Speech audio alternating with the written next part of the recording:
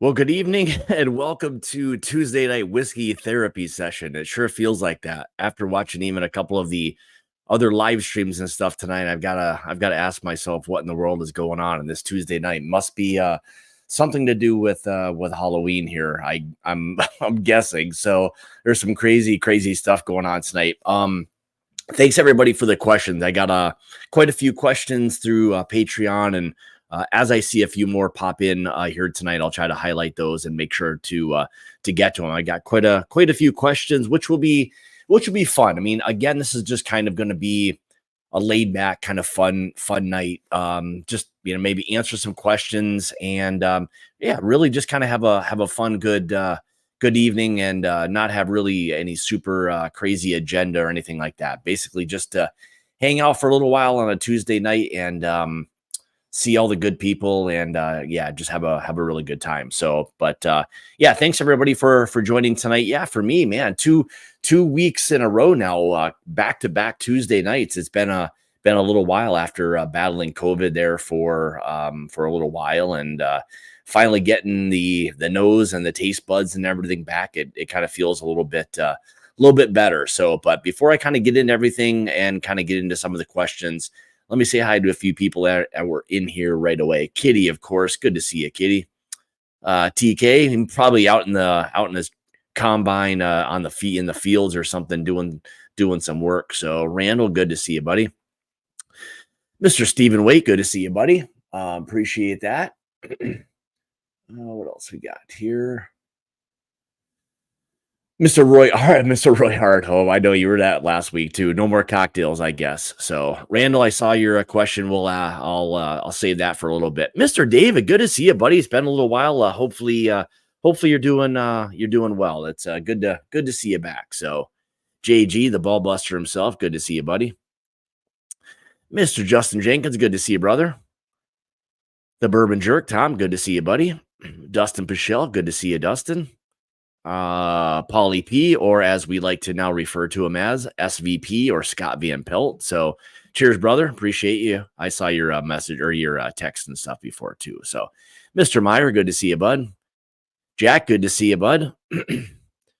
Sven, good to see you. Joey B, good to see you. All right. So a lot of people in here right away. So yeah, so like I said before, tonight's just kind of one of those things where there's always a million questions. We all have them and we're always wondering what's going on. And I figured why not kind of get into a little kind of whiskey therapy, because that's really what it feels like tonight. So I know I know Marty's got Fred and Doug and Katie and everybody on over on his channel and stuff. And that was crazy. A couple other channels I saw were live and it was a lot of craziness. So hopefully I can bring down a little bit of the craziness and kind of dive into a few of these. And honestly, it'll be interesting to hear and see your perspective on some of these things as well, because we all have opinions on whatever the subject is.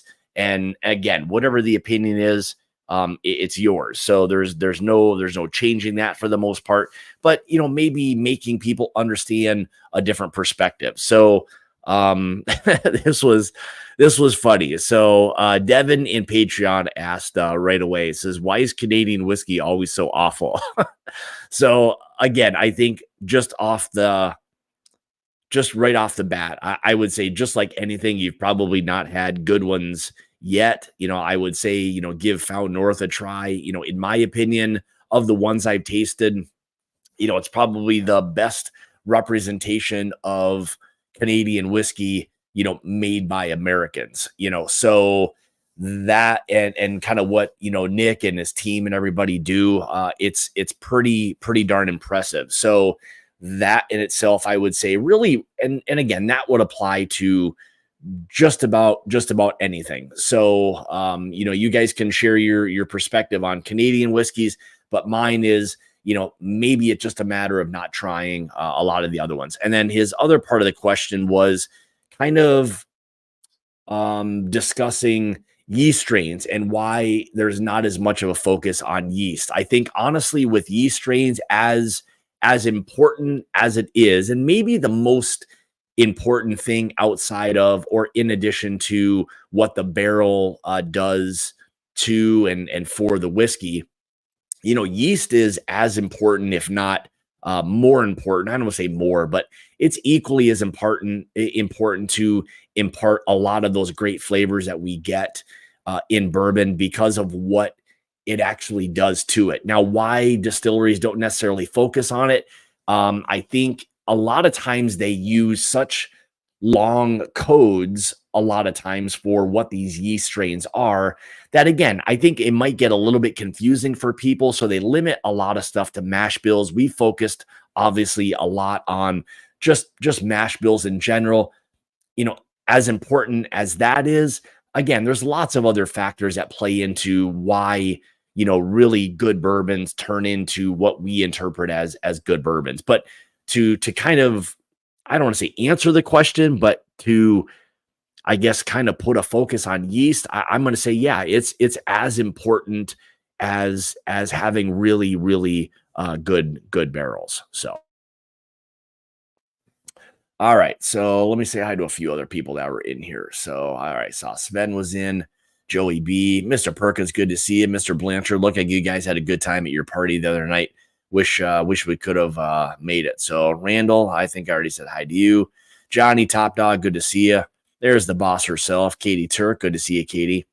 Oh, thanks for the cigars and the samples. I don't know what, I haven't opened the little thing yet, and let me know what those samples are, unless you don't want to tell me. But anyway, so I appreciate that. Once I kind of get back to, I haven't had a cigar in probably, well, since we were at the Bardstown Blitz. So I haven't really had anything and haven't really even felt like wanting one since then, after kind of being sick. But we'll slowly get back into that now with it getting a little bit cool. I'll probably get back indoors with maybe at some local brick and mortar places. So, all right, let's go on to the next question. This one was from Colt Bowers, again in Patreon. And this one's kind of interesting because this has to do, I think, a little bit with kind of the market that we're in. And I know there's other questions that will kind of wrap into this a little bit as well. So, hey, Devin, good to see you. I just answered your question a little bit. So hopefully I did that kind of some justice. But I'll say this, going back, try some really good. If you can try something from Fountain North, that may change your mind, I'll say, with Canadian whiskey. In my opinion, like I said before, it's maybe the best representation, or one of the best representations of what good blenders can do with good parts of a Canadian whiskey. So give that a try. So, all right. So Cole Powers said, this was kind of interesting. Should I stock up on the old Carters before it disappears from the shelves? Without Mark and Sherry blending, I feel like whomever buys it will. Let me back up. I feel like whoever buys it will be similar to when Dixon and Mark left Kentucky Owl. So I think that's a very valid point. So I think, you have to, at some point, going forward, maybe have an idea of who it is that's doing the blending. And once they do have something to offer, give that first bottle, I would say, a try. I think that's going to be, generally speaking, with a brand that would have whiskeys that have some decent ages, and the ability of whomever it is that has that, or the people in charge, have the opportunity to blend that. Now, if they have people that aren't blending very well, maybe that batch, and then going forward, maybe the blenders aren't doing a good enough job, or aren't very good at their job. So I guess, would I say to stock up on it? I don't know about stock up on it. I mean, for me, I've got some of the more older releases, and in all fairness, I haven't bought a lot of over the past even couple years. I haven't really bought much of their stuff, due to obviously some of the cost, and in my comparison to some of the older stuff, when both Mark and Sherry were doing a lot of the blending, I appreciated that, and had some kind of relationships, with them, and understood more of the process. Now, John, I don't know if they've sold or are. I think there were some rumors that were out there. I don't know any of that for sure, but as far as as far as that goes, I don't know if I would stock up on things. I what I would say is if there's something that you enjoy and you can still find it, maybe go ahead and do it, because we all know what will happen is once there is a sale, or if there's a sale or whatever it is, and we know there's a change, that a lot of that stuff will then kind of go by the wayside. And then the new stuff will start to hit the shelves, and it won't really be the representation of, I guess, what I would consider old Carter. Now, what I think of that now still is what Mark and Sherry did. I know there's, obviously been all of that kind of drama that's happened with that. And I don't know what the dynamics of the blending and how all that stuff is gone, maybe over the course of the last year or so. So I haven't really tried. I think I've got one rye whiskey that I tried last year at Bourbon on the Banks that I think still was blended by both Mark and Sherry, but I'm not positive on that. So anyway, if you want something that I think really kind of has both Mark and Sherry's like thumbprint on it, I think you have to go back even beyond a year and a half, maybe even 2. If you're able to find those, that probably has a little bit more of what people would think of as old Carter. Now, would I say, stock up? I don't know. That's up to you. And if you want to do that, but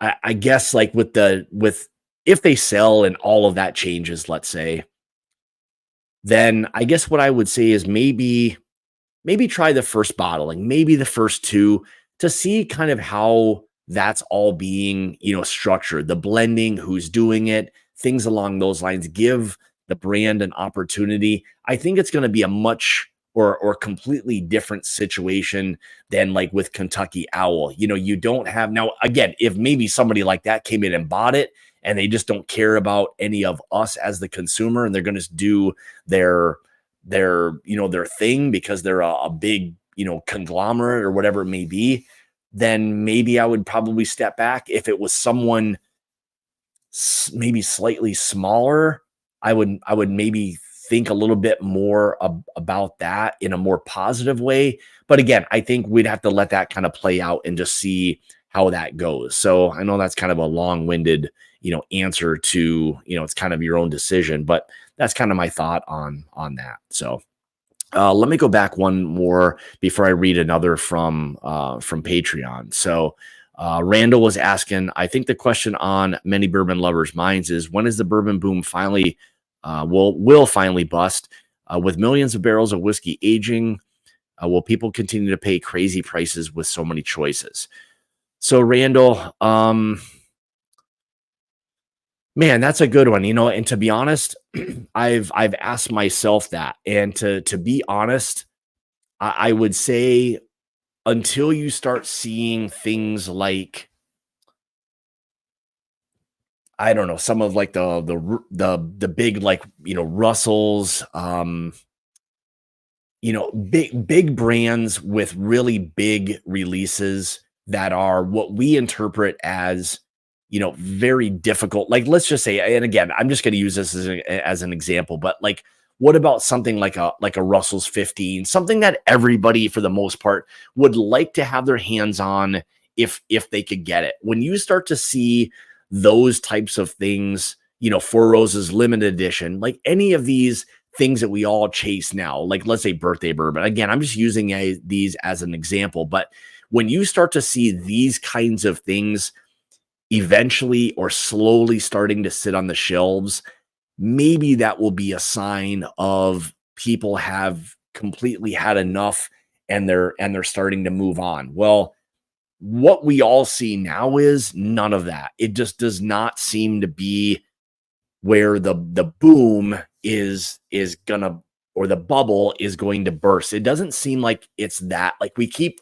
saying that, and it feels like it's been now the past 2-3 years where we think that maybe the bubble is going to burst, and it doesn't yet. Everybody still continues to buy more whiskey, covet all of these different releases. So until that kind of stuff starts to happen, it's it's going to be, yeah, it seems like it's going as strong as possible. Now, here's another kind of, I guess, answer to that is as you see these big, large distilleries doing all of these expansions, they're doing a lot of this based on the research that they've done, where they think things are, lots of market research. I'm sure have talked to, lots of different people within the industry that give them, trends and all of that kind of stuff. And none of that stuff seems to be slowing down. I mean, you see new distilleries that are coming on. So, if we saw or thought that trend was slowing down, that bubble was going to burst, man, I don't think we would see those things. Now, are there other kind of circumstances that are affecting brands and things now? Yeah, I think the market has changed a little bit, and it seems like when you start to get into some of those premium brands and those costs to some of those, there's been a little pushback. Now, is there as much with things like Russell's 15, all that? Maybe not as much, but again, they're one of the big boys. So that you kind of expect. But some of the other brands, it is one of those things where it's affected some of the smaller brands, to the point where yes, they do have to sell off, some barrels to pay for that kind of, let's say, down market. So again, I don't think we've seen the bubble burst. Like Chris said, he had mentioned something about the secondary. I think we've seen a little bit of that. They've kind of cracked down on that. People are refusing to pay super, super crazy prices for things. So I think people have become maybe a little bit more educated on that part of it. There's not as much of that craze on that part of things, but in terms of the general releases or the kind of normal releases that we all see, people are still coveting these things like they're going out of style. So again, I think it's a little bit of a mixture of stuff, but as far as the bubble bursting, I just don't see that happening right now. So all right, Jeff, thanks, buddy. Appreciate that. I don't chase bottles. FOMO does not motivate me. And that's one of the things. So Jeff, what I would say is I think once you start to kind of be in the market or just understand, like a lot of us in here do, we've seen and we've done all these things. We've done a lot of the chasing, and I think you will just go crazy trying to chase all of these different things. Now, there's some people that love to do that, and that's fine. I just don't have the patience to do all of that. I love to meet all the people. I don't care enough about what a lot of these releases are. There's so much really great bourbon and rye and just other whiskeys that are out there that I don't feel the need to have to go and do all of that. So yeah, Jeff, I'm in your camp with that as well. If I miss something, I miss it. I just move on. And if I run into something, great. If I don't, then I just kind of carry on. So, yep. This part, I can see that. I mean, I think it's probably, overall with a lot of things, 14% with a big company like MGP, that's a pretty big number. So that doesn't surprise me, one bit. Now, will it create the bubble to burst? I don't know. I mean, you still see a lot of stuff, lots of brands that are on the shelves, but I think people have become a little bit more educated and a little bit more kind of picky as to what they're buying. And there's kind of a dollar threshold that's kind of played into a little bit of why people are buying what they're buying. So yeah, I agree. I agree 100%. I mean, there's great $25, $30 bottles. I mean, there's great expensive bottles. There's all of it in between. There's no shortage of. I would say you can almost never go to a liquor store and not find a great bourbon somewhere on the shelf. Period. So. All right, let's see. I'll try to answer some of your guys' questions, and before I get into more of the other ones through Patreon, even if supply increases, stores will hold back stock to give the appearance that a bottle is still super rare and prices. That doesn't surprise me one bit. I mean, liquor stores will try all kinds of things to create the demand and all of that. It just, I mean, that doesn't surprise me, one bit. Even though I think the market will kind of sometimes dictate that now, depending on again the handful of releases that are just almost impossible to get. There'll never be a holdback on those. They're just going to be there. But if you're doing it with things like your own Elijah Craig barrel proof pick, as great as some of those things can be, I don't think you need to hold anything back. Four Roses, all of these other things, they're available, more available now than they used to be. So again, creating artificial kind of demand for things. I don't know. I think you can only get away with that, for so long. So, um, yeah, you know what? Hey, I'm gonna say this. A lot of what I have behind me is stuff that I've had for years and years. And I honestly don't even always find myself going to some of this stuff behind me. I've got a lot of stuff downstairs, and with all of our club picks and all of that, I don't even have to get back here at all half the time. Now, do I? Of course, if people come over, I will. I'll bust out some of that stuff. There's other things I have downstairs as well, but again, it's yeah, there's just a lot of great whiskey, and whatever that may be to each person, then I mean, I probably have it outside of Dusty's. It was something I never really got into buying much. I like them. I don't enjoy them admittedly as much as some others do. I do, but not enough for me to want to pay some of the prices for some of those. So, Connoisseur Cigar, what's up, buddy? I appreciate that. Um, what else we got? That's the thing, Jeff. I would say, just as a blanket statement or knowing like what it is we do, I I don't know if that's the case. I mean, I guess speaking for myself, I mean, it's not like I've got an endless supply of money that I can just spend on every whiskey. I mean, that's just not the case really at all. So I still have to be very cognizant of what it is I buy. Now I have a little different angle because there's things I can write off for tax purposes with reviews and all of that. So do I do some of those kinds of things? Yeah, but still at the same time, I'm going to say I'm as selective, if not even more selective than a lot of you guys. Most of you guys do way more buying, honestly, than what I do. So what I have back here is stuff that I've accumulated honestly from even years back. So it's not as though I'm running out and buying all these things now. I really don't.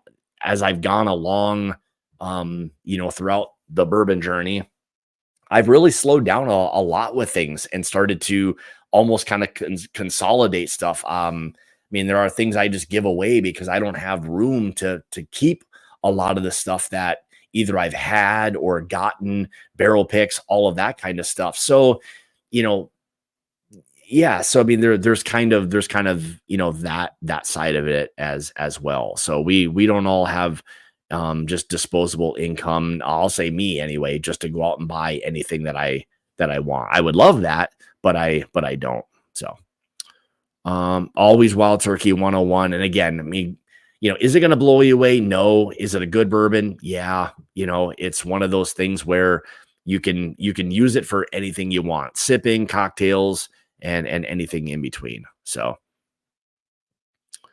yeah, I think you'll see that. I think there will always be probably a little bit of like kind of a rush or hype around some of that. Maybe people want to try some of those celebrity things, but it, again, I don't know if when they're doing all the celebrity stuff that they're targeting us. I would say really no, they're not.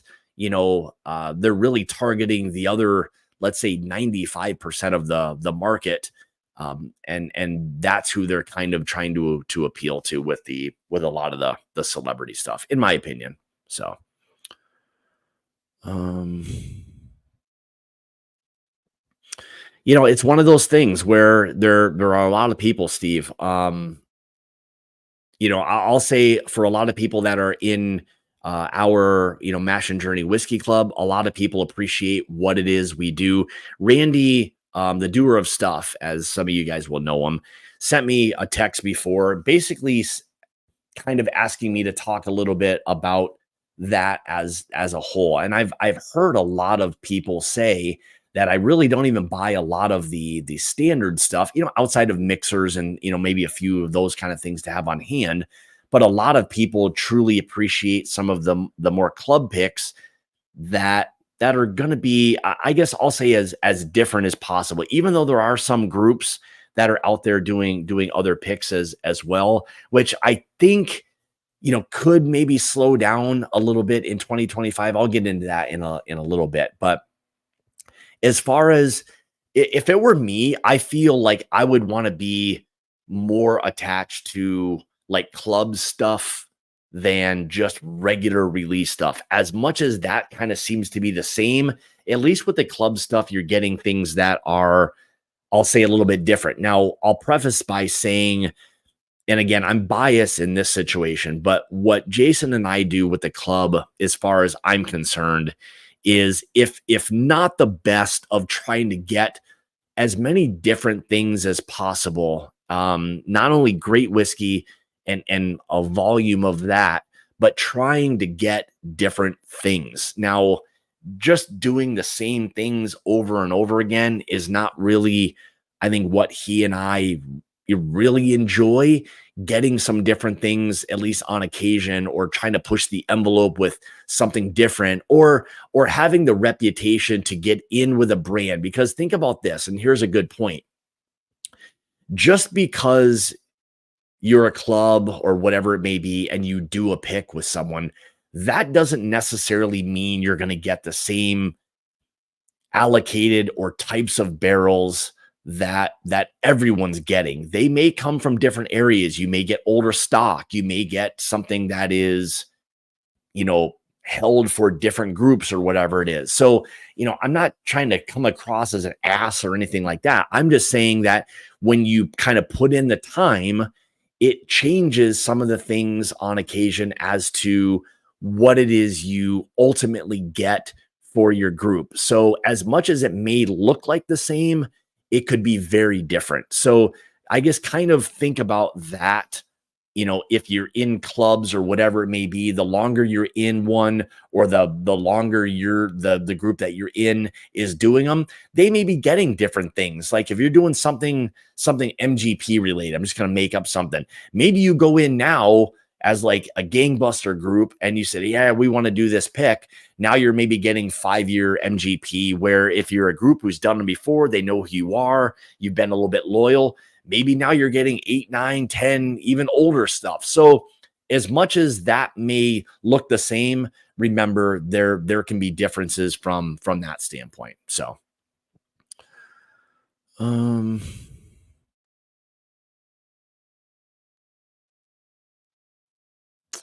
what else we got here?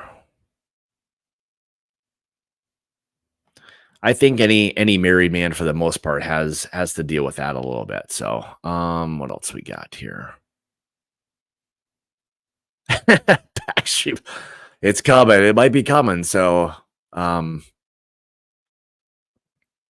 else we got? I think I think it's always a great way. I mean, if you can somehow do it, like especially with, I guess, maybe new releases or something, it's maybe difficult to kind of do with club related stuff, but I get it. If it's something you can maybe get down the road and you can try it before you buy it, always a good option. So. Rob says, I agree with the club way to go. I got my father-in-law and brother to join. Beats chasing unicorns and waiting in lines. And my club picks probably beat 90% of the unicorns I have in my collection. I mean, that was kind of my point. If there's groups of people, there's lots of other great guys and ladies that do a lot of picks out there. And if you find yourself enjoying a lot of what either we do or what they do, that's important. I mean, I think getting those different things, and again, it's something that I think we try to pride ourselves on, is working with some good distributors and getting trying to get the best of whatever we possibly can. We're picky. We will turn things down, and we have. I mean, we continue to do so. If it's not going to meet our standards of, if it's something that we won't drink, we don't want you drinking it. It's as simple as that. So we want that process, and we become very picky and all of that during these picks. So that's kind of how we look at that. So all right. So what do we have before? So all right, Carlos says, prices, why is bourbon going up and up? I see 15-year MGP for $300 plus. Also, do you think the bourbon market is oversaturated with new brands? I feel like there's a new bourbon out every week, just like bourbon YouTubers. Yeah, I mean, so I'll start from the bottom. I mean, since I started, yeah, I mean, there is a boatload of men, women, everybody who kind of does the whiskey tube thing. And yeah, there's a plethora of that. There's a lot of good ones out there.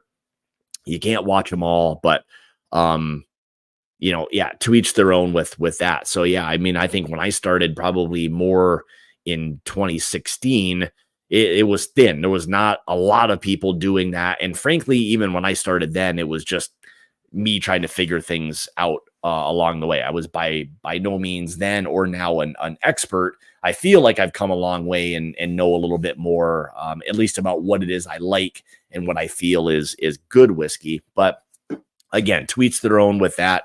As far as oversaturation, sure. I mean, I think when you go to any large liquor store, like let's say a Total Wine or a Binny's, I mean, just walk down the aisle. Like, it is very intimidating. Even when you know a lot of different brands or know about a lot of different whiskeys, and you just see things that you have no idea what they are, where they came from, any of that, it can be very, like, even overwhelming to me when I walk in there to see, like, it's more overwhelming knowing that anybody coming down that aisle who doesn't know anything about what it is they're looking for, that's got to be extremely, extremely intimidating, not knowing what it is, short of the old adage that the more expensive whiskey has to be better, right? Well, there's a lot of people, I think, who fall into that trap,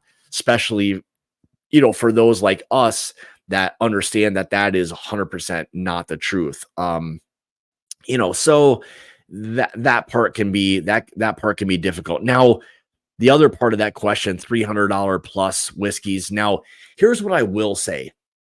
When Carlos was referencing like a $300 plus 15-year MGP, what I will say is that stuff's not going to be around, I think, that long. So if you're able to get a 15-year like bourbon, I mean, think back a couple years ago, how crazy people would have gone over those kinds of bourbons. Now, if you know where it's coming from and maybe mash bills and those kinds of things, but you still have a classification of an age of a particular bourbon that you have an idea, generally speaking, of what that profile, could be.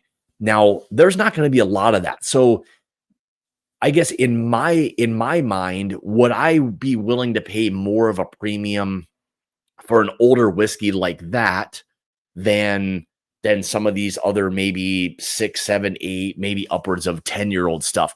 Maybe. I mean, some of these 10-year-old bourbons can be 130, 150, 175. So is paying up $300 for a 15-year-old bourbon, I'll say, that bad in today's market?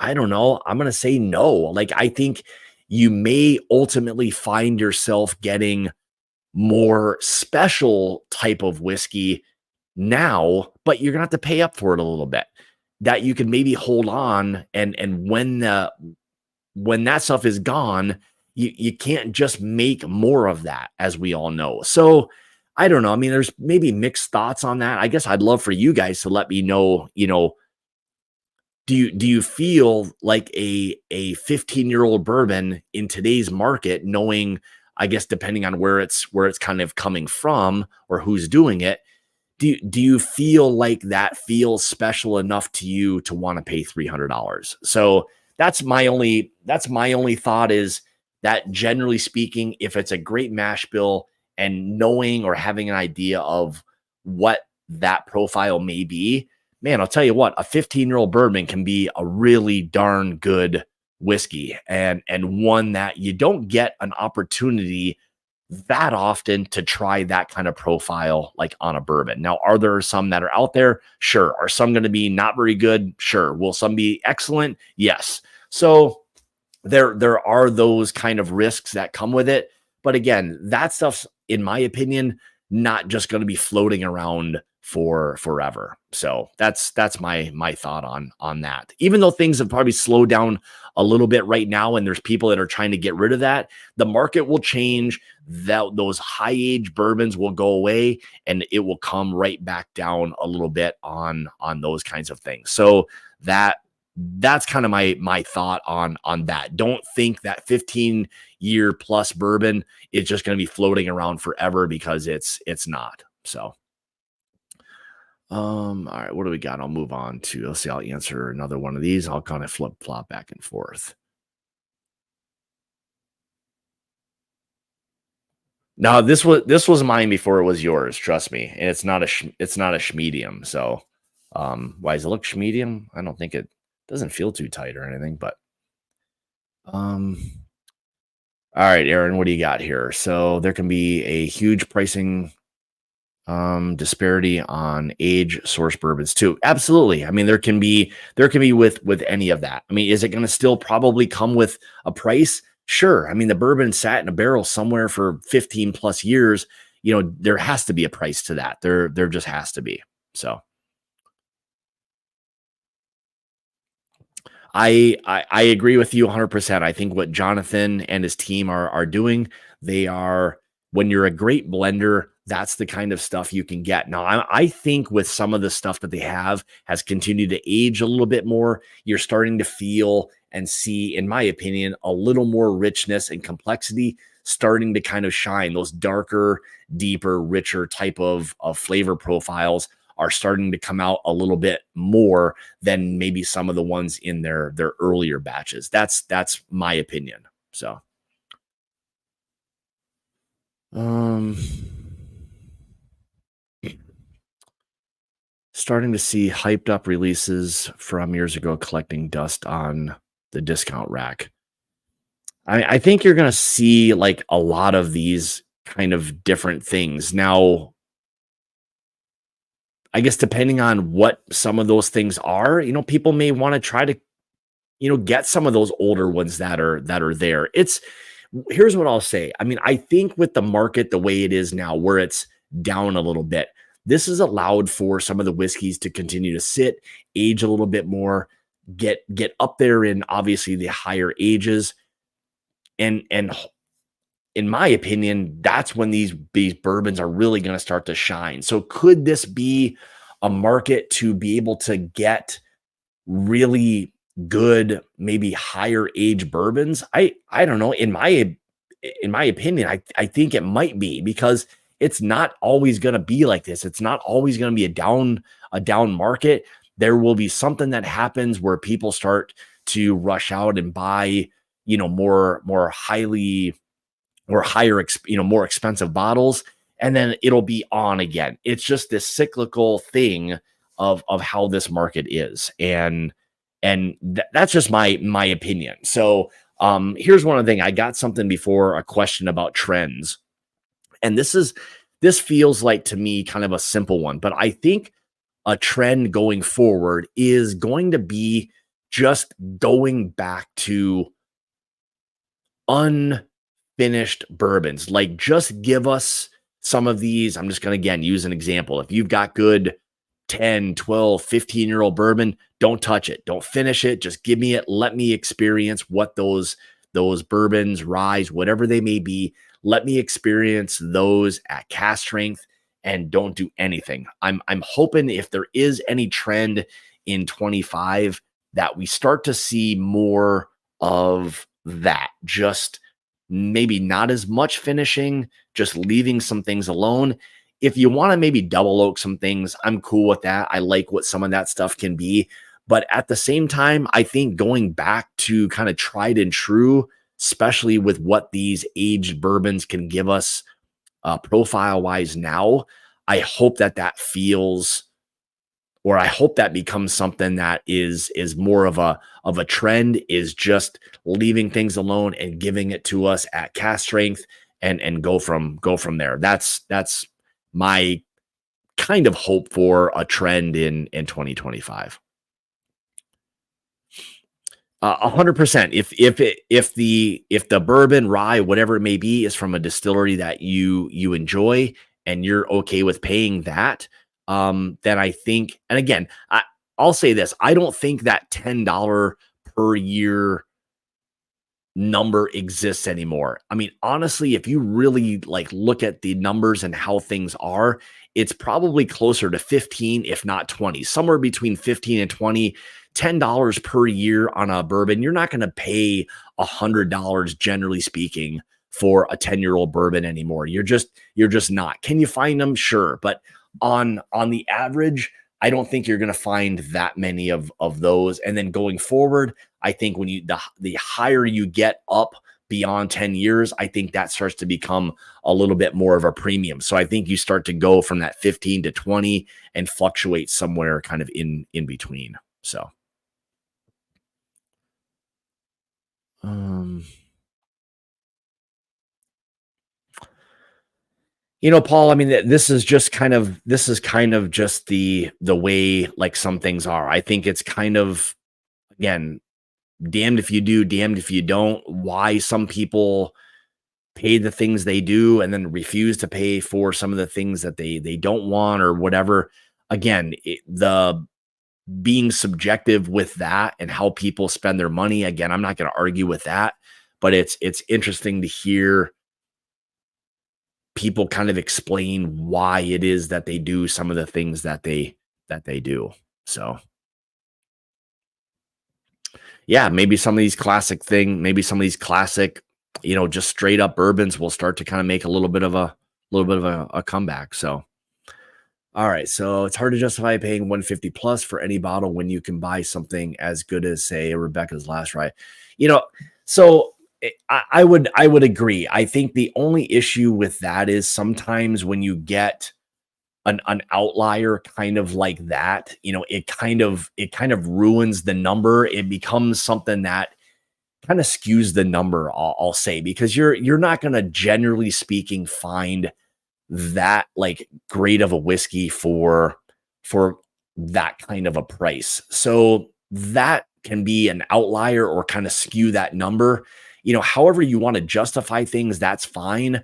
I just think you're gonna find that the more these whiskeys begin to age, the higher the prices are going to be, unfortunately, and people are just still semi willing to pay some of these. Now, again, if you're a little bit brand loyal or it's something you really enjoy, I think that factors a lot into what it is that you or I am willing to pay a premium for. So I think that's a big part. Like if you're a huge, Buffalo Trace fan, you'll put a premium of your own on it. If you're not, you're not going to. Four Roses, it doesn't matter what the brand is.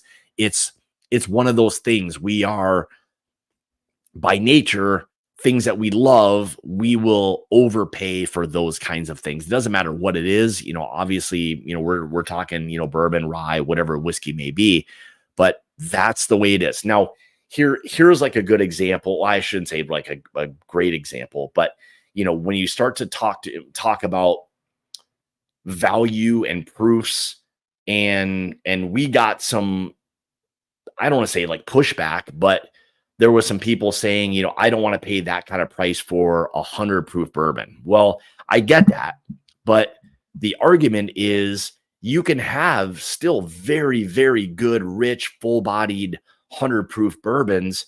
Maybe they don't drink with all the big heat and viscosity that some of the higher proof stuff does, but it does not mean you're not going to have a great bourbon. And when we kind of fell in love with this Old Forester, it was one that I forget what it was, maybe $84 or something, again, you can't pay attention, generally speaking, to the ages with Old Forester. A lot of their stuff outside of, their special release stuff doesn't have a lot of age. So you're probably into that more with this 5 to 6 year. But we have a cool rick house and floor 7 that this thing came from. So you're going to have some different factors. So when you kind of play with all of that, maybe you kind of start to think about, some of those pricing, things as well. But again, you can still have great whiskey at 100 proof that in my opinion can oftentimes drink better than some of these ones that are even higher proof. And Old Forester may be an example. There's a lot of people, I think,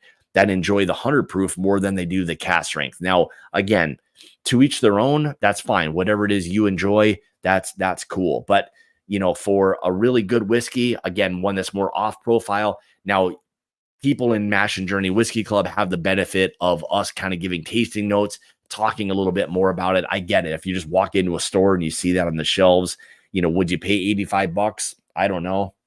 It's a 100 proof single barrel Old Forester. Maybe if you understand the brand and the flavor profile, maybe you will. But there's always different kind of circumstances that play into, why people, buy some of the things they do. So you and a lot of other people, that's for sure. So what else we got here?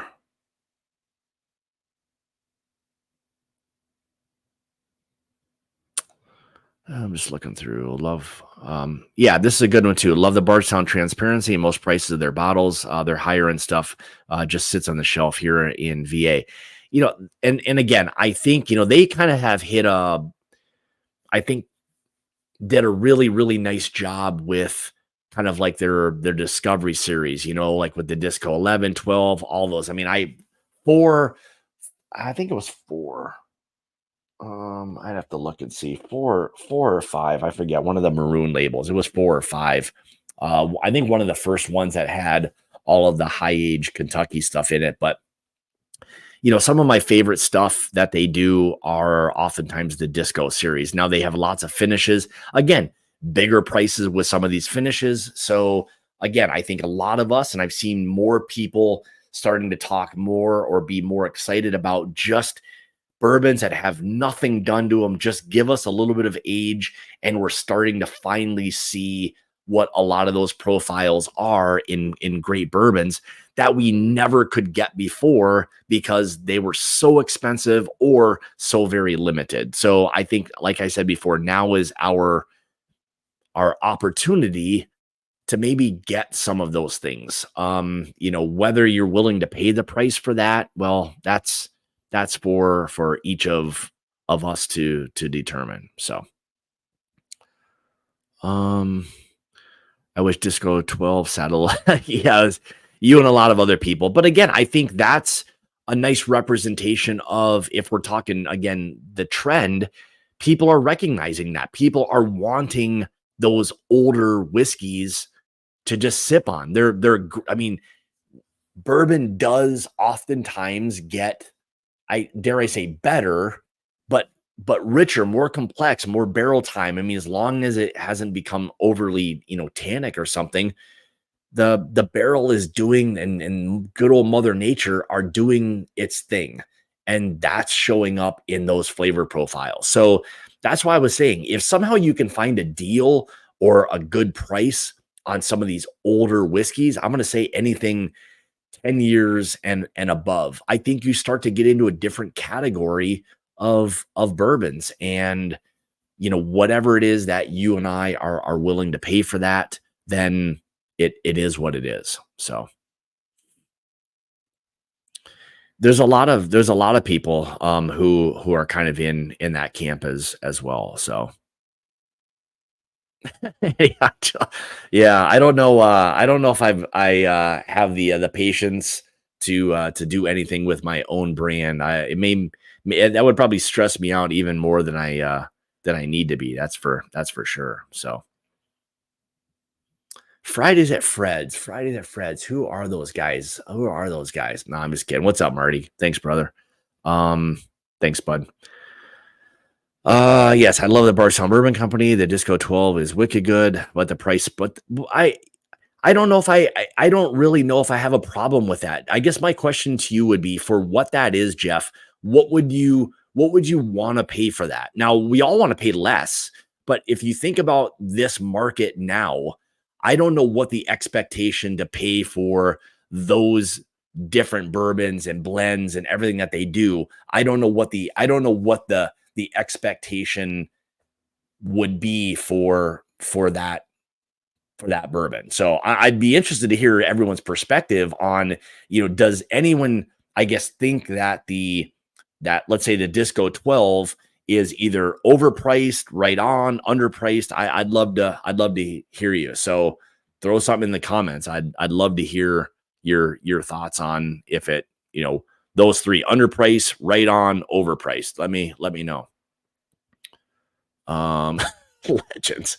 I don't know about that. So um, what else we got here? Yeah, I'll let anybody. It's free today, so if anybody hits the sub button just for you guys today, and anybody rewatching today only. So no matter when you're watching today, it's free to sub the channel today. So look at that, Mr. Matt Porter, ADHD whiskey himself. How you doing, brother? I can't wait to meet Matt one day.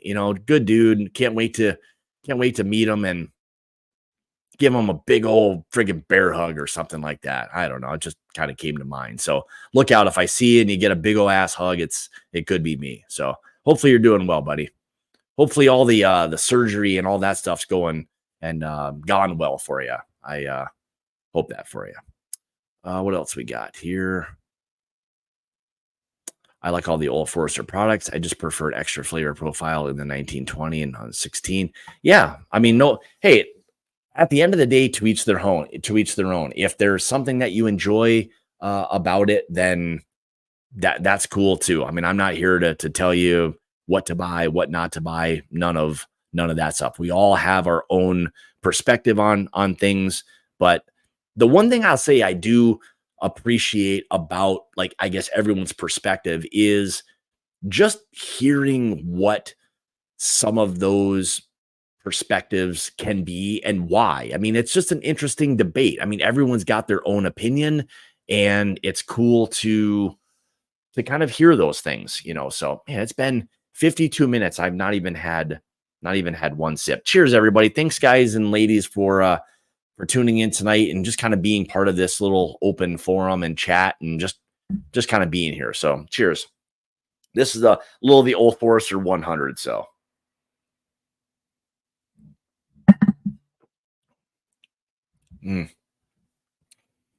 I don't know, man. It's just a great. Now this was a little off profile, but man, it was a good bourbon, good oak profile. I think it has a lot to do with that floor 7 that it came from. So who knows? All right. So here we go. This is kind of the start of the this conversation. You make a good point, Scott. I want to buy all the Discovery and many of the blends, but at 150 each, I just can't. And I agree. I mean, if we spend all of that money on every release, a lot of us would go broke doing it. I get that you can't. I understand why it is that like Bardstown will charge $150 for that. There is an expense to everything. We're not just buying the bourbon that's in there. And I think at times the thing that makes it difficult is when we buy these really what we interpret good bourbons from some of the big heritage brands that aren't always as expensive as a lot of the other things. So we naturally want to compare everything to those kinds of prices, and it becomes a little bit, I'll say, unfair. They can do it because of pure volume. They make so much whiskey that it becomes much cheaper for them to not only make it but distribute it, get it on shelves. They can sell us that good bourbon for significantly less than some of these smaller companies like Forgate or an Old Carter. They don't have that kind of volume. They pass those costs onto us. That's just the way it is. And we have to, as much as we don't like it, we have to just, understand that. So, let's see, mostly 14-year bourbon, $140. If they keep putting the high age stuff in there, I think the price is right. Now, again, like I was saying before, I don't necessarily agree with $10 per year on an age stated bourbon. Again, I think it's outdated. I think that's stuff that was used even years and years back. And again, I think we've seen way more closer to that 15, maybe even upwards of $20 a year for some of these bourbons. And I think it just reflects a little bit of the market that we're in, whether we like it or agree with it. I think it's just the way it is. But in my mind, I don't use $10 per year on an age stated bourbon anymore. I just don't. I don't expect a 10-year-old cask strength bourbon to be $100. I just don't. Like, if it's $150, I'm not even shocked by that at all. And am I okay with it? Yeah, because I understand like where this market is. If you want it to be $100, like we all do, I just think it's kind of being undersold, or we're still using kind of outdated numbers, as far as I'm concerned. Now, again, that's just my opinion. Take that for what it is. So, let's see. The Disco 12 sat on our shelves when it first came out until the reviews. Yeah, and that can happen too. I know there's a little bit of the FOMO that kicks in, and not even necessarily that. I think people hear and see reviews and understand a little bit of like, well, geez, maybe that is a really good bourbon, and maybe for that price of what that may be, maybe it's worth spending that kind of money on. So again, that's my opinion on that. But thanks, brother. What's up, Tommy? Good to see you, brother. What else we got here? I gotta speed this up a little bit. So I've had Disco 11 and it didn't blow me away. Wouldn't pay the asking price. Now Old Forester 1924. That's a ridiculously overpriced bottle. So yeah, again, I'm not going to get into what people are willing to pay for and what they're not. Again, it's all subjective. Whatever we want to buy and what you enjoy, that's perfectly fine. Again, this is all, whatever I say is my opinion. Take it for what it's worth. You guys have to do what is best for you. So 100% quality costs. And again, that's like if you use, for example, Forgate, like everything that they do is quality when they are getting the best possible whiskey they can. They're labeling, everything that goes into the process of buying the whiskey to eventually getting it in the bottle is a process. And I only know that a little bit more from talking with both, Bobby and Bill, who own Forgate, and understanding all these processes, labeling and tanking and moving things, just everything that's involved, buying equipment, whatever it may be to store whiskey, until it can be bottled, all kinds of things. All of these are factors that we don't all generally think of. We just know we want to pay a certain price for a whiskey. And if it's not that price, then we get a little bit upset. So that's the only reason I probably say a few more of those things is I feel like I understand a little bit more or better now why certain things, may cost what they do. When you're a smaller brand and you've got a lot of moving parts, naturally that stuff's going to be more expensive. Now, what I will say about Forgate is if you consider where they started and where they are now, they've really not even increased their prices. They came out of the gate as a premium brand. They've stayed that way, and they've not made the move to try to jack up their prices or nothing majorly. So you have to give them credit for trying to stick it out and stay a premium brand that they are. And, hopefully they continue to to make it. Like I love those guys. I love everything that they do, and I really hope that they are able to make it. It looks like they will. But again, I think every premium brand, can they make it? I don't think so. But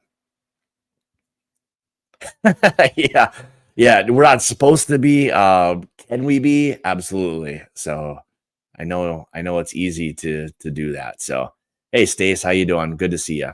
If you haven't subscribed to Stacy and Four Leaf Whiskey, and you want to know anything about Irish whiskey and the history, definitely watch her channel, and she'll hit you with some knowledge. That's for sure. So, and you'll see that. So, and again, Forlorn, I think some of the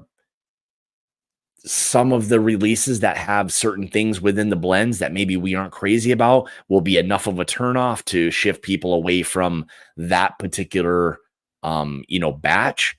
Oftentimes we see Tennessee on there. We don't like it, even though some of the more higher age Tennessee bourbons can be fantastic. I think there's become a little too much negativity on some of it. I think, especially when you're getting up into those higher aged Tennessee bourbons, I think they can be really, really good. And you don't have all of those crazy, vitamin notes that you might get on some of the younger stuff. So again, I think it may be a matter of trying, some of those things before you just say, no, I don't want it. So, Tim, this is one brand I just don't know that much about. I've not had much. I've had some of their old stuff from back in the days.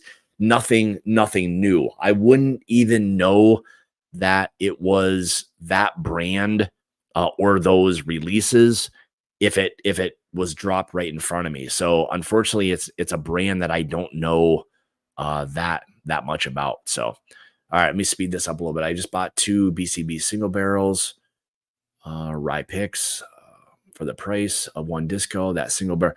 Yeah, and again, if it's a great value to you, great. That's the thing. If you justify it being a great value, that's another one. Yeah, like the OGD 16, people will argue that. I mean, it's probably, in all honesty, one of the better 100 proof bourbons I've had. I think it's a completely different ish kind of profile than a lot of the some of the 16-year stuff. I do like the fact that it has a little bit of this softer, maybe more kind of dusty profile than it does that kind of like raw peanut shell that you kind of get. It does feel like, in my opinion, a more elegant Jim Beam product. I'll leave it at that. But is it worth $200? I don't know. If you want to pay $200, then it is. If you don't, then it's not. I completely understand why people would say, I'm not paying $200, for that. And you're not going to get any argument out of me. If you do buy it for $200 and you love it, I'm cool with that too. So,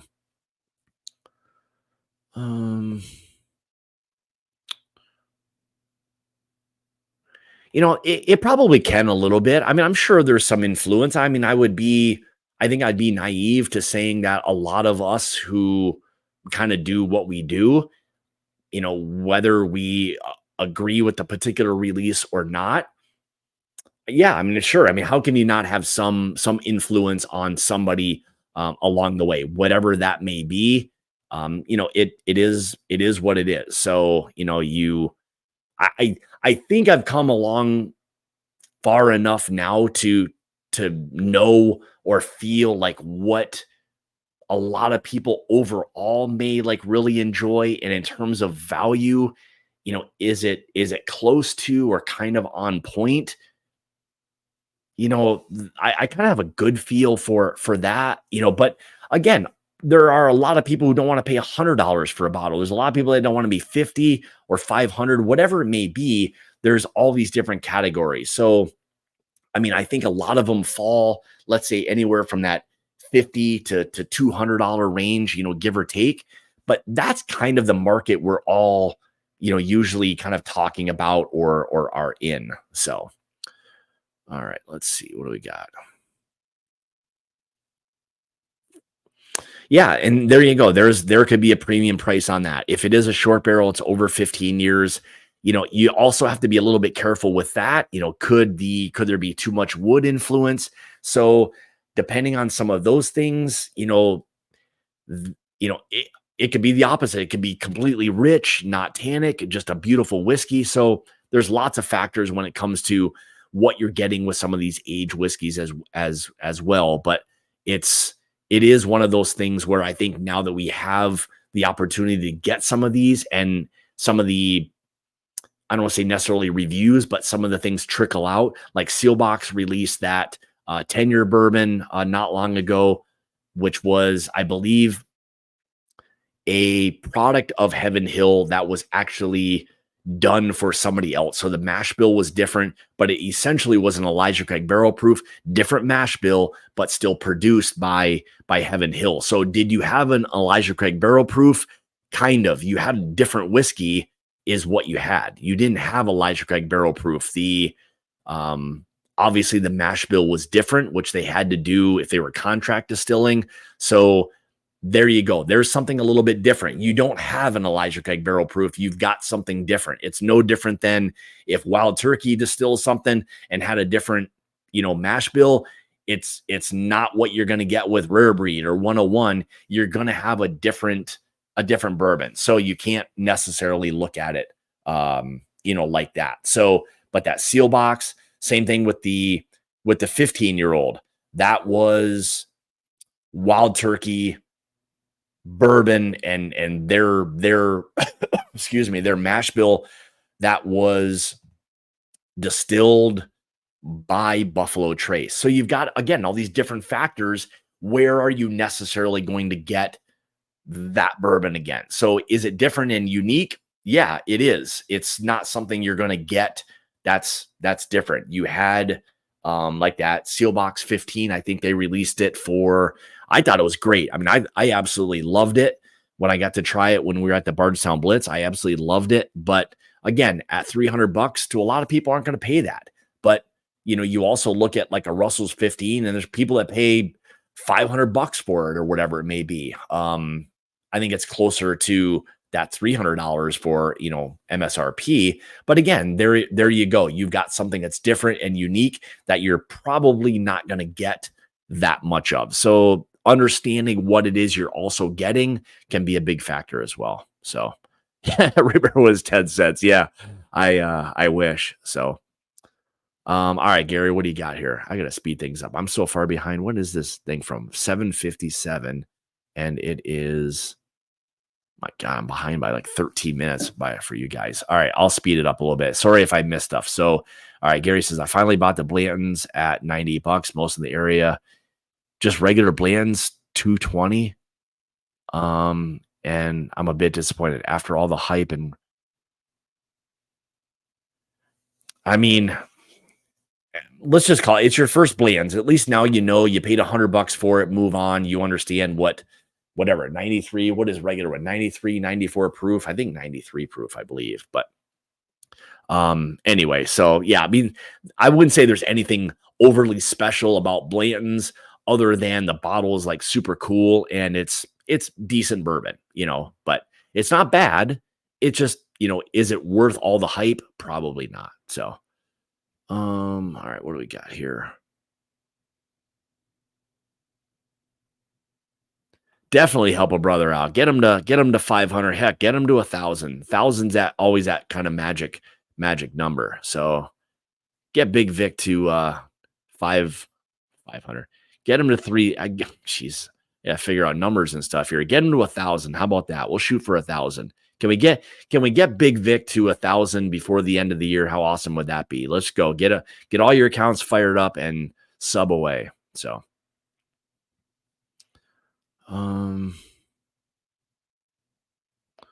Let's see.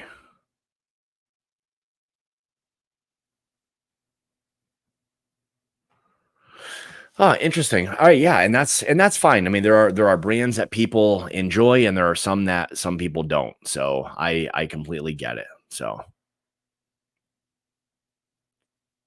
yeah, $200. I mean, it does. I mean, $200 has become a kind of a kind of a trigger number for a lot of people. Like, $200 is kind of that. I refuse to pay that. And trust me, I completely understand. So,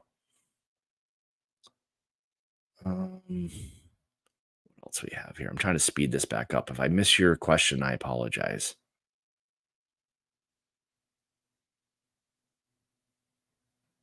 Have not had the newest one yet. Looking forward to trying it just to see what that is. So, someone help a brother out. There you go. JG's helping him out. Let's get him to 1,000 subs. At least 500 for tonight. So, she's always busting you know what's. That's for sure. The 50s. I'll tell you. All right, what do you got here, Josh? So to me, it's really not about the age statement. It's about how I like the flavor. I have enjoyed whiskey at 4 years old more than some at 10 or 12 years old, but in general, 8 to 12 is a sweet spot. I think that's a pretty good kind of blanket statement. And I think that applies to a lot of whiskey in general. It doesn't always have to have age, but I think when you start to get into some of those ages for things, age does become applicable in terms of what it is you're going to get. Can you have more oak influence? Yes. If you're somebody that doesn't like or want more of an oak profile, then yeah, maybe older whiskey is not your thing. So like Josh said, that 8 to 12 year, I think you start to get into really fantastic ages in terms of just what the flavor profiles really can be. So no argument with me, or no argument from me on that one at all. All right, let me go back. I'll try a few more here. What else we got? So here's one other thing. Randy brought something up before in terms of this kind of goes back to when we were talking a little bit more about club stuff. But one thing we're trying to work on is being, I don't want to say transparent. We're not, and what I mean by that is being able to offer you guys, and I'll even apply this to channels or whatever it may be, an opportunity to know more about like what it is that's going on, whether it's with our channels individually, or the clubs, but have access, just like we've always wanted with bourbon, have access to more information on just whatever it is that's going on. And I get that. And that is something that Randy, the doer of stuff, is kind of helping us out with. So we are going to design, when I say we, I mean not me at all. He is going to kind of design a website that will incorporate a lot of like Jason's and my like Discord, our channel stuff, updates for picks coming out, probably our release calendar, picks that we've done, picks that we've got going on, and then we'll use people within the website to kind of for us at times update more of kind of what it is that's going on, so that you guys know or see more of not only reviews, things related to the channel, a lot of that kind of stuff. So, because if we go back to just individual channels, like if Jason drops a review of a particular whiskey and then I do a day or two later or vice versa, it would be cool to have those kinds of things, roughly in the same area, just for people to see and kind of compare, what it is he enjoyed about it, what it is that I enjoyed about it. And I think that kind of stuff is important. So we're going to try to do as many of those things as possible. And I'm going to try to be better with like really all of that. So I think being more transparent, offering up more information just as a whole to you guys, and being able to give you guys more is an important thing as well. So that's one thing we're going to kind of try to focus on here as we go into 2025, is just trying to be a little bit more on the forefront, offer more information. So, if you guys want that information, you'll be able to kind of pick and choose from particular areas as to what that information is that you want. So, and again, as always, any of you, you can reach out to me through email, Discord, Patreon, if you're a member, whatever it may be.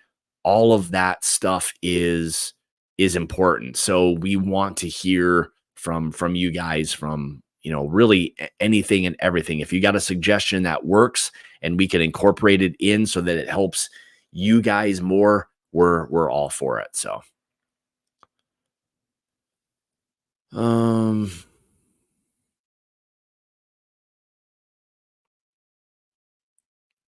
yeah, a lot of people, I mean, these kind of ranges, I mean, these are, and plus, Johnny, those are ranges now, I would say, that are becoming very, very doable for lots of people. Even smaller distilleries, that 7 to 9, maybe 10 year is becoming a little bit more normal, which is good. I mean, I think it's giving us an opportunity to try even better bourbons than there were a handful of years ago. I mean, remember, not that long ago, we were getting 5.5, maybe 7-year-old, MGP, and we were still paying higher prices. Well, now the patience of some of them has kind of kicked in. They've had barrels that have been continuing to age, or someone's been allowing them to age, and now we're getting offered up older, whiskeys, which is, in my opinion, good. If we're going to pay slightly higher prices, I would like to have something that's a little bit, older, just because what comes with a little bit more age in a bourbon. So, is a Big Vic at 500 or 1,000 subs yet? Can anybody give me a thumbs up or anything, or help me out with that? All right, Steve, what do you got for me? Here's a question, Scott. Why do you use Patreon more for communication than Discord? I'm a Patreon member on another channel, and our Discord is hopping all the time. It's not by design. I was a little bit late to the game with Discord, which, again, in full transparency, I'm trying to be a little bit more active in that, and I want more people to participate. And if people are going to do it, I will definitely use the Patreon or the Discord stuff more than I have in the past. And again, I agree. It's Randy's going to help me out, and I know you and Randy are good buddies.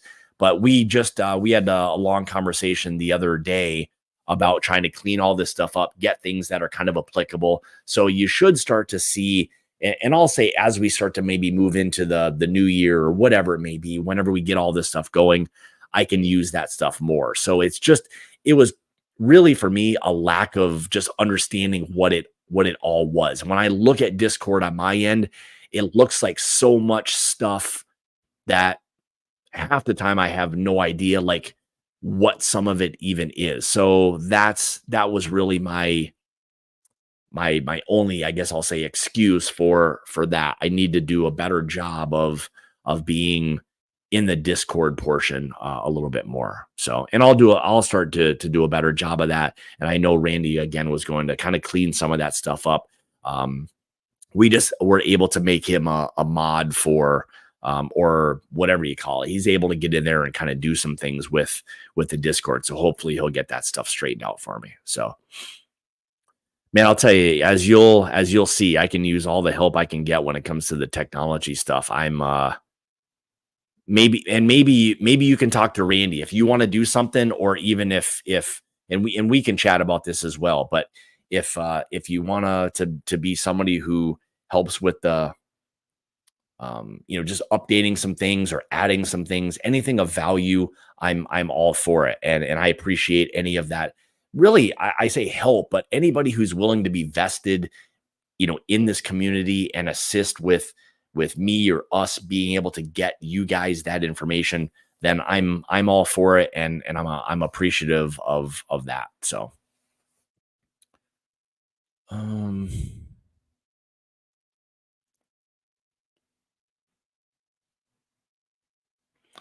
and and again, when I looked at that, oftentimes that's what it looks like for me. And I think that's where having fewer of those becomes a little bit better for me, because we don't need all of these things. Like, there's a lot of times when I look at some of the stuff on Discord, it's like a million different things. It's like, what did you do on a Wednesday chat? What did you do on a Thursday? It's like, oh my God, there's like a million different things. Like, do we really need all of these?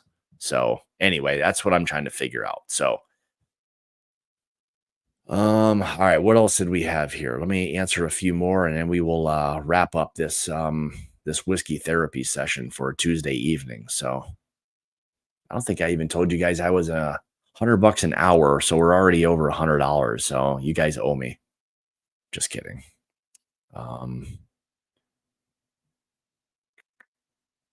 right, what do we have here? So just trying to find something that's a little bit more applicable.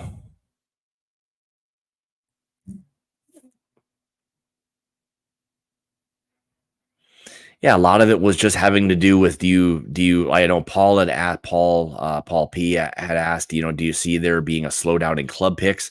Honestly, I don't. Like, and I say that, not because I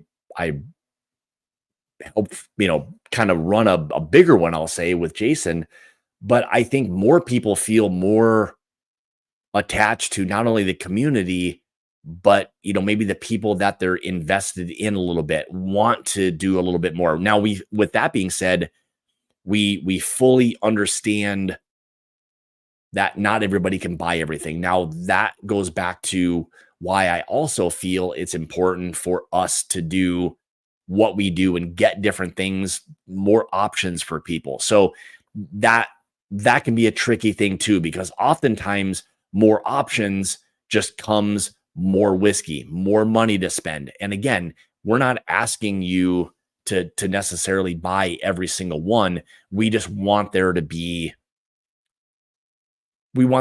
options for you. And the more we have of those, and in my opinion, is good. Now the clubs and stuff, will there be more picks from a lot of other groups going forward in 2025? I think the only way that's possible is going to be if the distributors are willing to continue to shell out their money for everybody to do picks. Now, if they are, then yeah, there's going to be equally the amount of picks. Will they do it? I don't know. Because at the end of the day, we still get pressure to have to sell what it is that we pick as well. Like, it's not free for us to do all of these things.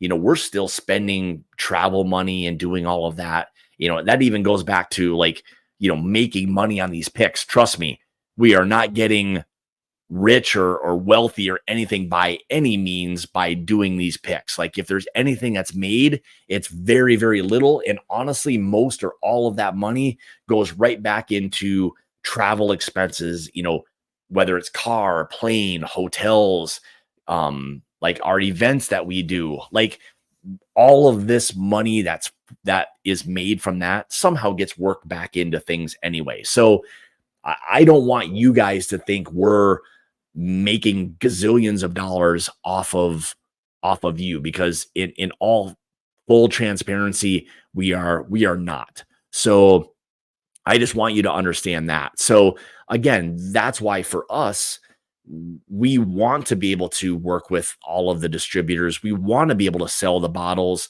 We want to be able to get different things. The more we do that, the more it allows us to continue with, I'll say, our great reputation because of you guys. That gets us the opportunity to do all these different things. So that's my little piece on some of the club related stuff.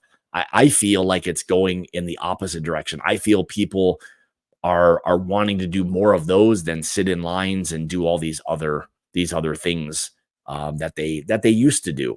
There is still this community, which is like kind of the new sitting in line, but again, to each their own. Whatever it is that works for you, then that's fine too. So yeah, I saw that one the other day.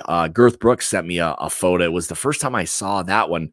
I'll be interested to hear what the overall thoughts are on that. I'm glad that they're doing it with a rye than a bourbon. I think that might have been a little too much sweet on sweet, but I think that may work really, really well. The one that we had that I thought was absolutely fantastic was was this one here. Let me see if I can get that close enough for you guys. There we go. That one right there. If you guys see that, I think I saw it the other day in my area, which I'll probably go back and buy. I think it was $90. I think it's like 5-year-old sweet mash rye, but it says yeah, sweet mash rye whiskey finished in cognac, Sauternes PX sherry, and a PX brandy casks. And the PX brandy casks were like from, I don't know, 1940 something or whatever it was. So something crazy. So there's Girth. He heard me talking about them. So yeah, enjoy that that brulee. That'll be interesting to hear your perspective and Girth's. So I don't know what the gold one was, unless that was the 24 blend. I don't know, which I thought was pretty good too. So all right, there he is, the man himself. So I'd rather buy picks than even all right, let me try this again. I'd rather buy picks than every batch of Echo and Larceny. I'm assuming ECBP and Larceny and hope it's good or better. I get that. So and yeah, you and I were kind of chatting about that. And there are people that are in that camp that they want to be able to try different things. And I get it. And that's what we try to do. We try that as much as possible. Like I feel like we have the most variety of things and some cool stuff that's going to be coming really soon that really nobody or not many other people are doing. Oftentimes we will get some of the same things, obviously different barrels, could be different profiles, but we'll have some different stuff that others aren't getting right now. So yeah, that hard truth is on Sealbox right now. I would highly encourage anybody that is willing to spend the $90 or whatever it was plus shipping. I think it'll be well worth your money spent for sure. So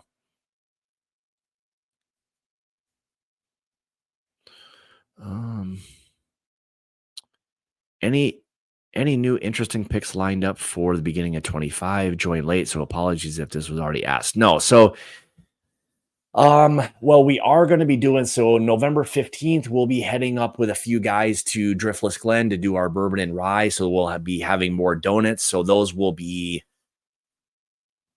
I don't know if they'll be released before the end of the year. Could be very, very close. We just have to have the pick done before the end of the year. And again, that was all due to a little bit of a pricing increase. They've not done one in a while. So I think going into 25, some of the Driftless stuff could slightly tick up a little bit in price, but not a ton. We do have, so we'll be doing that, both a bourbon and a rye, and we'll see. You never know with that stuff if there's something special and there's something on the table. Hopefully, Jay from Shared Pour will be joining us on that one as well. So let's see what else we have. We just did the Middle West Spirits. We have the High Bank coming. We have our 4-gate double oak that's going to be coming. We have our God, what is that little my God, the one we've all been going crazy for. Pinhook. We've got the Pinhook that a lot of people have really, really been waiting for. That will be the week of November 4th. So whatever, sometime that week, probably a Friday. So 4, 5, 6, 7. So more than likely November 8th, the Pinhook will drop. That will be a bottle you'll definitely want. We got, again, the High Bank will be coming, 4-gate. We have our Backbone to our flux capacitor 2 will be coming. That we also have, I believe, like a 9-year, 2-month bourbon. We tasted when we were at Backbone, we tasted a lot of bourbon that day and could never get away from this bourbon. So as good as it is and all the finished things that we tried that day, I'm telling you, this bourbon that we picked at Backbone was absolutely fantastic. So it held up even after tasting all of these different finishes. We kept going back to it. So there again is part of what I hope to be a trend a little bit in 25 is just give us some straight bourbon whiskeys with a little bit of age and let us do what we want with it. So that's kind of my hope for that. So you and I are kind of in the same boat. So I feel you. So echo ECBP. I knew what you meant. I've started to figure out your lingo. So yeah, he even told me there's a lot of that like text to speech. I can tell because half of it doesn't make any sense. You have to like kind of work through it all. So shut it, Steve. So anyway, there was let me read one more. If anybody's got anything else, I'm happy to entertain it. Let's see what else we got here real quick. I know Jeff had asked before on Patreon whether or not there were like kind of 5 brands that I didn't think were gonna kind of survive. And honestly, I don't know. I think the ones that run out of money or are unable to, I guess, continue to produce things at a higher dollar value, I think are going to obviously struggle. I mean, it could be a struggle all the way through 2025 for the premium bourbon market. Now, I could be wrong, but maybe 26 things start to kind of turn around a little bit. We'll see. I just don't know. Like some brands that sell whiskeys for $500 or whatever, like Rabbit Hole and all that. I mean, I'm sure they'll make it. There's a lot of money behind some of these brands, so it would take an awful lot to fold. Now, if there's some of the smaller, more higher leverage brands, that could happen. Like, think about even with Stoli buying, oh my God, I forgot the brand, Kentucky Owl. Like we don't hear anything about it. I remember the days when you could never find a Kentucky Owl anything. Like everyone raved about it. They wanted it. They knew the people behind it. Now nobody wants it. You hear nothing about it. You don't really even see it on the shelves. If you do, it's probably some of the newer stuff that no one's willing to spend $350 a bottle on. Really, I would say once Stoli got involved, it became like a dead brand. So I honestly wouldn't be surprised to see something like that ultimately fail, even though Stoli's kind of backing it. So they can probably float that thing along for a long time. But yeah, there is still no doubt about some of these brands that are gonna be in a little bit of difficult, or have a little bit of a difficult time. So yeah, some of the backbone stuff we did. Girth was there. He had a great time. We all had a great time, and we spent a lot of time with a lot of great people finding really good whiskey. And that's the thing is to never rush this, have a good time with it. We have our wild turkey stuff that's coming. That will probably be, I'm guessing, after the first of the year. We've got our 101 rye, which will be kind of cool because it was already in a lower proof and an extremely different profile of a rye. I'm really super excited for that. I always like the turkey picks that we do. They're always spot on. Fantastic bourbons, rye this time, which will be cool. We also have all the MGP stuff that we did. We did stuff with Luxro. We also visited MGP. We got super lucky as a group to be able to go in with a few other groups to MGP, see everything that was going on there, do more picks, Penelope stuff, MGP stuff, Luxro stuff. So I'm telling you, like, what it is that we do, I think with the Mash and Journey Whiskey Club is different than what a lot of other clubs do. I could be wrong, but I'll tell you what, I love like every minute of that and being able to have the option of that. We won't be doing a blue run pick. I can tell you that. Smoke Wagon, maybe, but again, I don't know. Yeah. I mean, could he struggle a little bit? Maybe, I don't think there's as much of the hype around all the Smoke Wagon stuff as there used to. But yeah, I think in general, just as a blanket statement, if you are a smaller brand, it's definitely making an impact on your brand as a whole. I mean, how can it be, or how can it not be? So it's an issue. That's for sure. So um,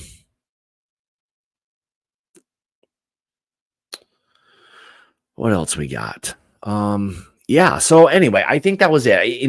And this was for me. This is fun. Like I like to have these kinds of I guess I'll say conversations as much as I'm sitting here talking and have to read the chat, but I enjoy this kind of stuff. It's fun, it's kind of exciting.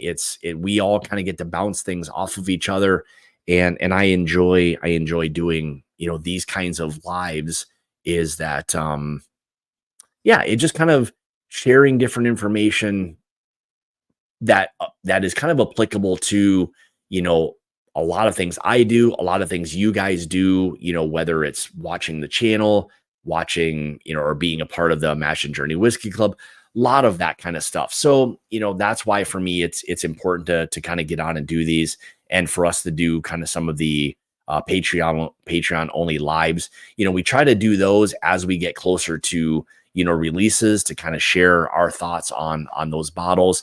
But I guess real quick with that, so we will have, again, I think the next bottle coming will be the Pinhook, which if you guys know what that thing is, you'll absolutely kind of kill for it. So I would say it's a bottle that a lot of people are going to truly enjoy.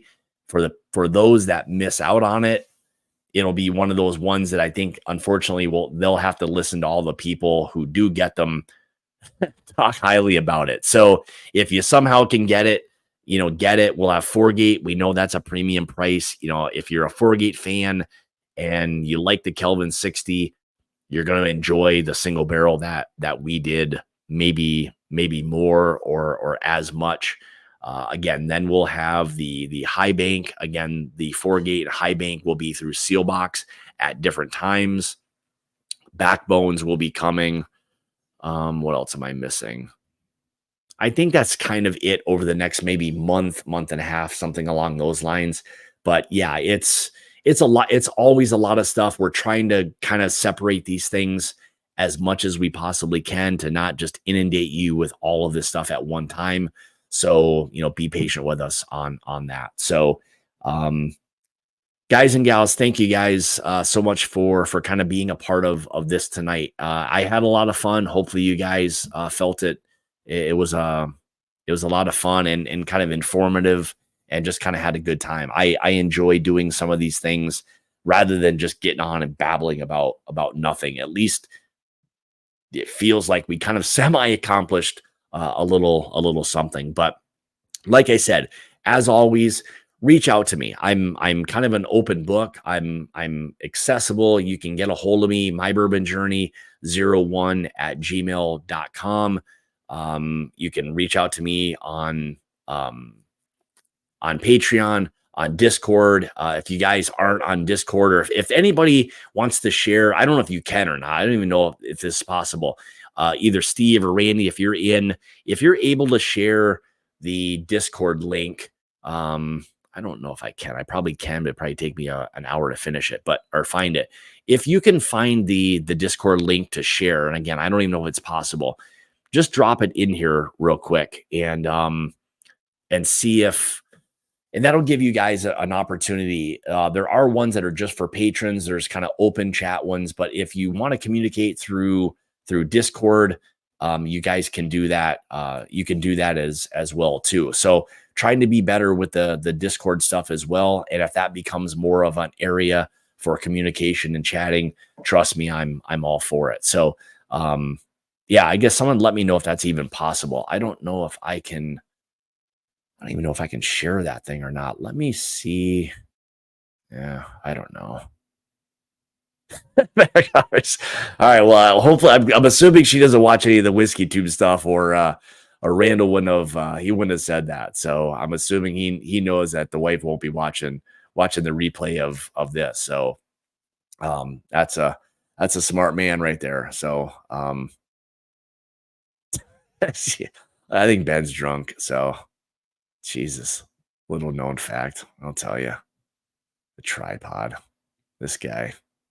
But anyway, it was let me know if not, and it's not even if it's not even doable with the Discord link, then I will we'll just shut her down. I'll try it on something else. But if you guys yeah, if you want to jump on Discord, there's all of that as well. So anyway, I'm always an open book. So whatever you guys want to hit me with, I'm cool with that. I'll try to answer as many questions or get back to you.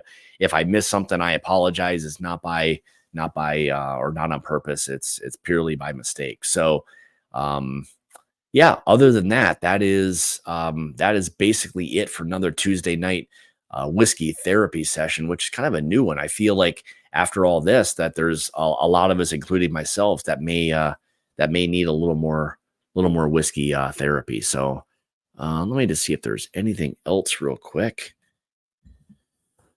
I just want to see if there was another question or anything, but I'm gonna have a little sip of my Old Forester 100 Mash and Journey, baby.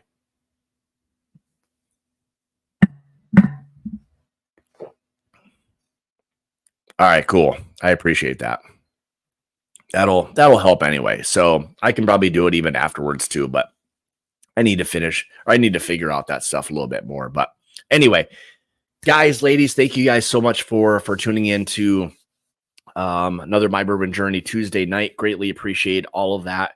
Appreciate the whiskey therapy. This feels like it was as much for me as maybe as it was for you, but I appreciate you guys more than oh, no, not everyone. Okay, cool. All right. So we'll figure that out. But I appreciate you guys more than you know, whether it's the channel, all of that stuff. So hopefully you watch the videos and comment and do all that.